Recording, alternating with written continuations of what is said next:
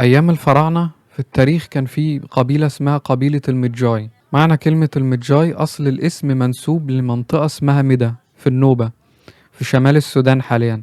المدجاي اسم قبيلة بدوية نوبية، كانت جزء من الجيش المصري القديم، وكان ليهم مكانة كبيرة في المنظومة العسكرية. مهمتهم كانت حراسة الحدود والصحراء وحماية المقابر الملكية للفرعون، وكانوا بيحرسوا المواقع المهمة الدينية والملكية، وكانوا بيلبسوا شعار خاص بيهم عليه عين حورس. والمدجاي خد لقب حارس الفرعون.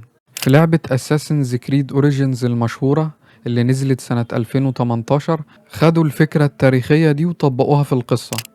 بطل القصة بايك من سيوة من مصر القديمة، لونه أسمر لأنه من قبيلة المدجاي اللي قلنا عليها.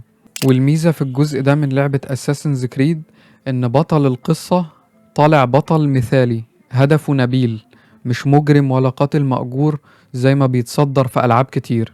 بنشوف قصة اللعبة من خلال عالمة آثار اسمها ليلى حسن، كانت شغالة على مشروع سري اسمه أنيموس بروجكت.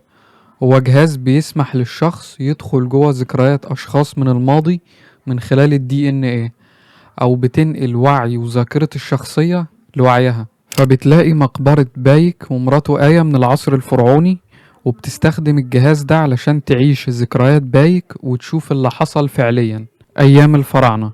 اللعبة بتدور في الفترة ما بين سنة 49 قبل الميلاد و43 قبل الميلاد، يعني في أواخر العصر البطلمي اللي هو الاحتلال اليوناني لمصر قبل سقوطه بسنين قليلة. فبطل القصة بايك هو المدجاي الأخير، الوحيد اللي متبقي من قبيلة المدجاي، فده خلاه في صورة بطل خارق مفيش زيه، المدجاي الأخير. والمسؤولية اللي عليه تحولت من حارس للفرعون، لأن مفيش فراعنة في الوقت ده، اللي في الحكم كلهم من اليونان من الأسرة البطلمية، فتحول لحارس للشعب، مهمته ينقذ الناس والأبرياء من ظلم وقهر الاحتلال البطلمي لمصر.